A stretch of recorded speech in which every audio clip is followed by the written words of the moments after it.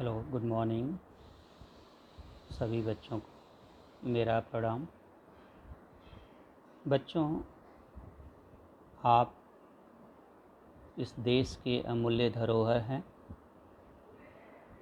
आपके कल्याण के लिए हमने प्रयास करके यह वीडियो बना रहे हैं। आप सभी अच्छे ढंग से पढ़ें, समझें और जीवन में आगे बढ़ें। बच्चों, हम लोगों ने पढ़ा था लैंगिक प्रजनन के बारे में, जिसमें 2 स्टेप होता है। पहला है युग्मक का निर्माण, दूसरा है फलन या निषेचन या फर्टिलाइजेशन अंग्रेजी में कहते हैं। उसमें हमने चर्चा पहले की थी कि स्त्री युग्मक और युग्मक अगर द्विगुणित हो जाएं तो क्या होगा। तो इसका मैंने बताया था कि ये संयोग होने पर चतुर्गुणित हो जाएंगे, जिसमें ऐसे युग्मक कई प्रकार के भयानक असामान्यता ला सकते हैं, बीमारी पैदा कर सकते हैं। उसी तरह हमने बताया था प्रकृति में अर्धगुणसूत्री पद्धति में कोशिका विभाजन न हो तो क्या होगा। तो मैंने बताया था कि अर्धगुणसूत्री विभाजन जब अगर नहीं होगा तो उससे बनने वाले जो युग्मनज होंगे वो द्विगुणित हो जाएंगे और भयानक असामान्यता या बीमारियां पैदा करेंगे। उसके आगे हम लोगों को पढ़ना है कि वनस्पति, आप सभी वनस्पति अक्सर देखते होंगे। उसमें आपके मन में प्रश्न आना चाहिए कि ये लैंगिक प्रजनन उन वनस्पतियों में कैसे होता है, उनकी वृद्धि कैसे होती है, उनकी संख्या कैसे बढ़ती है। तो इसका जवाब है, आपने वनस्पतियों में पुष्प या फूल या फ्लावर खिलते हुए देखा होगा। छोटे पुष्प भी अनेक प्रकार के पुष्प होते हैं, जिसमें एक प्रकार है उभयलिंगी, एक ही पुष्प जिसमें पुमंग और जायांग दोनों ही का चक्र विद्यमान होता है। और दूसरे प्रकार का उभयलिंगी पुष्प होता है। उभय का मतलब 2, लिंगी मतलब लिंग। एक ही पुष्प में पुमंग और जायांग दोनों ही चक्र विद्यमान हो, मतलब मंडल उपस्थित हो, उसे हम उभयलिंगी पुष्प कहेंगे। फिर एक प्रकार का पुष्प होता है एक लिंगी, जिस पुष्प में एक पुमंग और जायांग दोनों में से एक ही हो, चाहे पुमंग हो या जायांग हो का चक्र, तो उसे हम एक लिंगी पुष्प कहेंगे। उसी तरह से तीसरे में एक ऐसा पौधा होता है जिसमें केवल नर पुष्प होते हैं। तो नर पुष्प में केवल पुमंग ही विद्यमान होता है, जैसे आप पपीते में कभी कभी देखे होंगे। दूसरा है मादा पुष्प, पुष्प में केवल जायांग ही उसमें विद्यमान होता है, मादा भाग। और अगला प्रकार का जो होता है पुष्प वृंति, जो आधार के लिए जो पुष्प वृंत देने वाले जो पुष्प होते हैं उसको पुष्प वृंति कहते हैं। कुछ ऐसे पुष्प होते हैं जो स्थानबद्ध या अवृंत होते हैं, मतलब पुष्प वृंत विहीन पुष्प होते हैं। तो इन सभी में प्रश्न ये उठता है कि पुष्प क्या है। तो जवाब है, पुष्प लैंगिक प्रजनन की क्रियात्मक इकाई है। उस पुष्प में बाहर से अंदर की ओर क्रमशः 4 मंडल या 4 घेरे होते हैं। पहले का नाम है बाह्य दल पुंज या कैलिक्स अंग्रेजी में कहते हैं, और दूसरा नाम है दल पुंज या कोरोला, तीसरा पुमंग या एंड्रोइसियम, और चौथा है जायांग या गैनेसियम।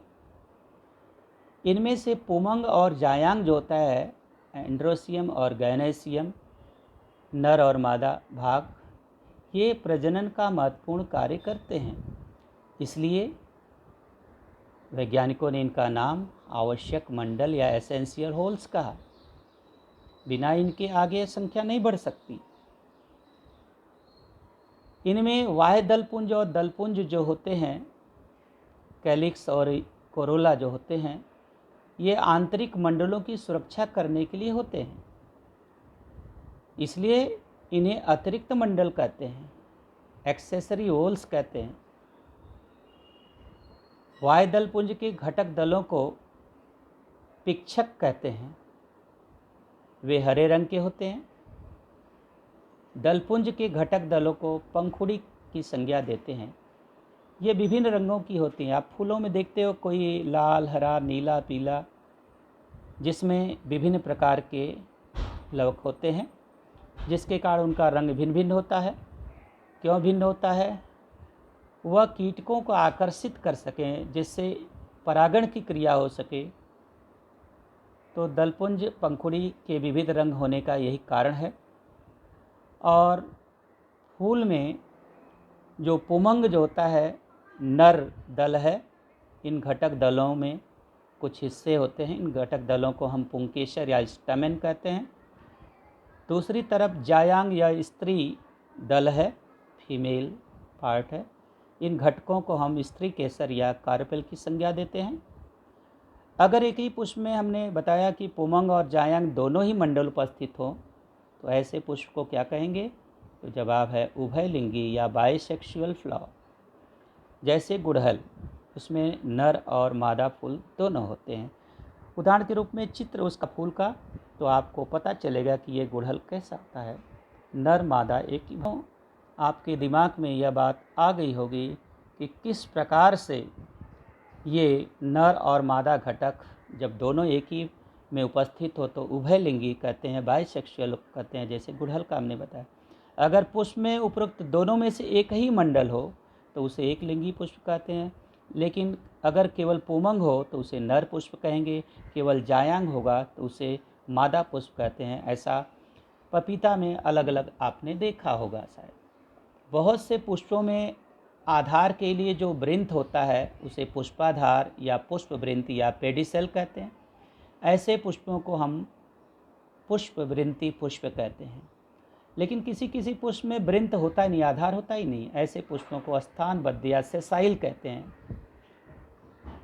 हर पुष्प पुमंग में एक पुतंतु अवश्य होता है, धागेनुमा रचना, जिसके सिरे पर एक परागकोश या अंग्रेजी में उसे एंथर कहते हैं। परागकोशों के तैयार भाग होते हैं, तो उसमें परागकोश के 4 भाग होते हैं, जिन्हें हम कोष्टक या लॉक्यूल्स कहते हैं। इन कोष्टकों में अर्धसूत्री विभाजन जब होता है, उसकी सहायता से नर घटक परागकण निर्मित होता है। और यही परागकण जब उचित समय पर अनुकूल परिस्थिति हो तो परागकोश फूटकर अंदर से परागकण उसके बाहर निकल जाते हैं, बिखर जाते हैं। ठीक दूसरी तरफ अगर देखें तो जायांग के घटक दल, जिसे हम स्त्री केसर कहते हैं, वे स्वतंत्र रूप से या संयुक्त रूप में हो सकते हैं कभी कभी। प्रत्येक स्त्री केसर या जायांग के सबसे निचले भाग को अगर देखें तो उसमें निचला हिस्सा अंडाशय होता है, जैसा कि गुड़हल के पुष्प में हमने दिखाया था चित्र में। वो अंडाशय या ओवरी होता है। अंडाशय के ऊपर की ओर बढ़ें तो एक खोखली वर्तिका होती है, जिसको अंग्रेजी में स्टाइल कहते हैं, वो निकलती है। और उस वर्तिका के ऊपरी सिरे पर और आगे बढ़ें तो वहाँ पर आपको वर्तिकाग्र या स्टिग्मा मिलेगा, जो चिपचिपा होता है। अंडाशय में अगर आप देखेंगे तो एक या अनेक बीजांड या ओव्यूल्स होता है, और प्रत्येक बीजांड में अर्धगुणसूत्री विभाजन होता है, जिसके परिणाम स्वरूप गुणसूत्रों की संख्या आधी हो जाती है।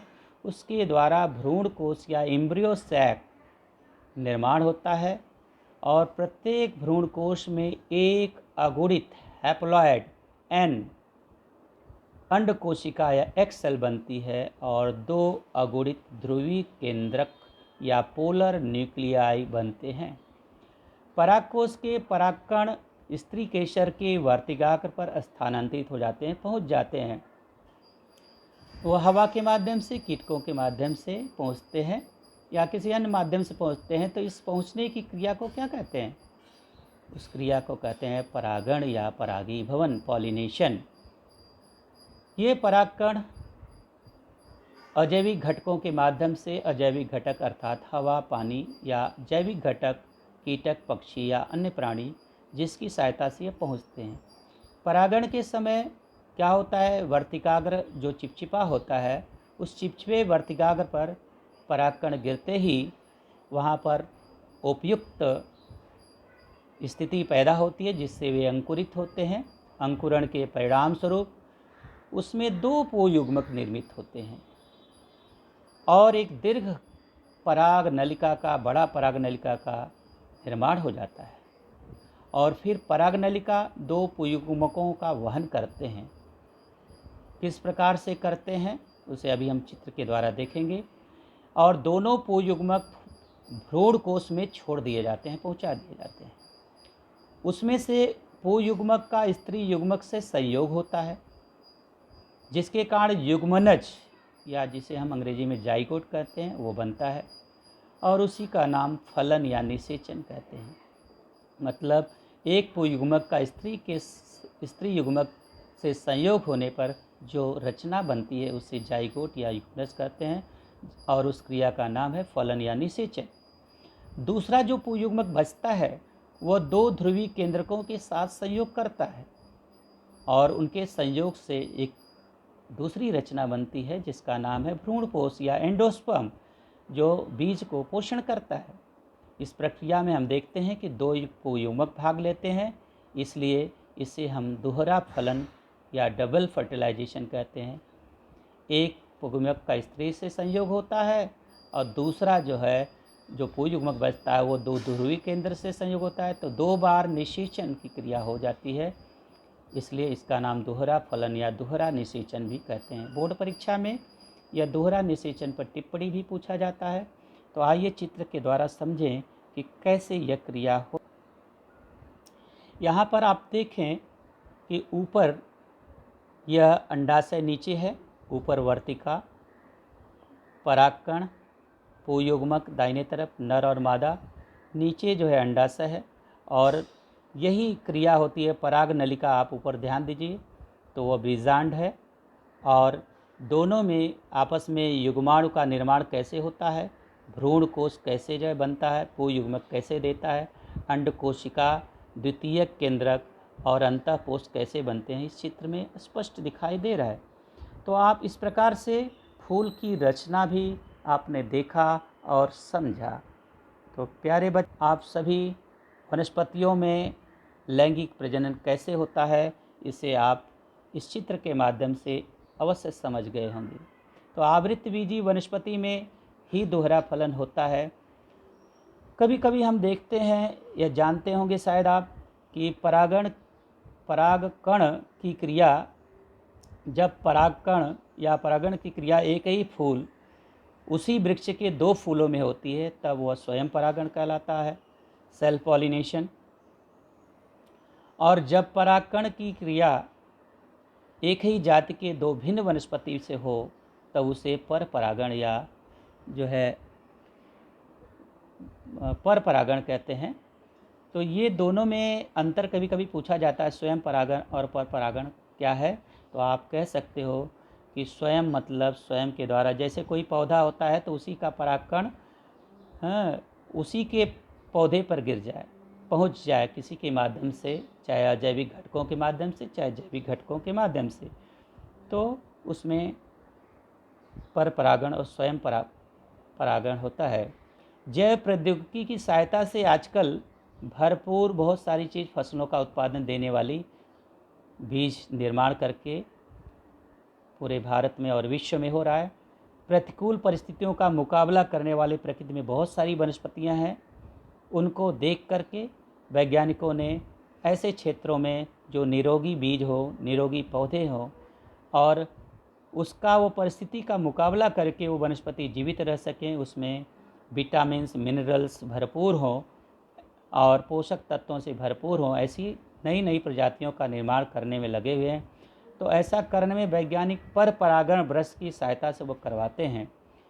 इसको वीडियो आपको देखना है, परागण से संबंधित वीडियो का आप YouTube से जा करके डाउनलोड करके संग्रह करिए, हमें भी भेजिए और औरों को भी दिखाइए। Thank you.